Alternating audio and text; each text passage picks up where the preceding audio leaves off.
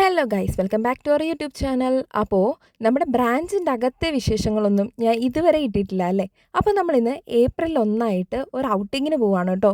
നമ്മളെല്ലാവരും കൂടി ബ്രാഞ്ചിലെത്തി കുറേ നേരം സംസാരിച്ചൊക്കെ ഇരുന്നിട്ട് നമ്മളവിടെ നിന്ന് നേരെ ഇതാ ഇറങ്ങുകയാണ്. നമ്മളിപ്പോൾ എത്തി നിൽക്കുന്നത് ആലപ്പുഴയിലെ റമദയിലാണ്. മാർച്ചിൽ തിരക്കൊക്കെ കഴിഞ്ഞിട്ട് ഇതിപ്പോൾ ഏപ്രിൽ 1 ആയില്ലേ. അപ്പോൾ നമ്മുടെ ഒരു പുതിയ ഫിനാൻഷ്യൽ ഇയറൊക്കെ സ്റ്റാർട്ട് ചെയ്യുമല്ലേ. അപ്പോൾ ഇന്ന് നമ്മൾ ബ്രാഞ്ചിൽ നിന്ന് എല്ലാവരും കൂടി ഒരു ലഞ്ച് കഴിക്കാനായിട്ടാണ് ഇവിടെ എത്തിയത്. ഏതാണ്ട് ഒരു 12 മണിയോടെയൊക്കെയാണ് നമ്മൾ റമദയിൽ എത്തിയിട്ടുണ്ടായിരുന്നത് കേട്ടോ.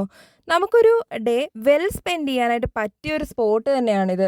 അത് നമുക്ക് ആവശ്യത്തിന് ഫോട്ടോസ് എടുക്കാനുള്ള സ്പോട്ട്സും കാര്യങ്ങളും ഒക്കെ അവിടെ ഉണ്ടായിരുന്നു. റമദ ഓൾമോസ്റ്റ് ആലപ്പുഴക്കാർക്ക് എല്ലാവർക്കും ഫെമിലിയർ ആയിരിക്കുമല്ലോ.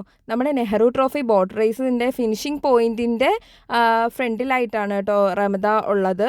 അതായത് നേരെ കായലാണ് പുറകിൽ.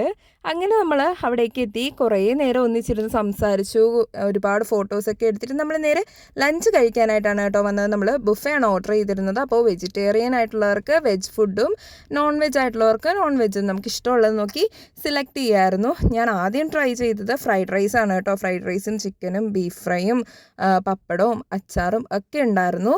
അങ്ങനെ നമ്മൾ ഫുഡെല്ലാം കഴിച്ച് കഴിഞ്ഞിട്ട് നേരെ ഐസ്ക്രീം പായസം ഒക്കെയായിരുന്നു നമുക്കുണ്ടായിരുന്നത്. ഞാൻ ഐസ്ക്രീമാണ് കഴിച്ചത്. ഐസ്ക്രീം ഗുലാബ് ജാമുനുമാണ് കഴിച്ചത്.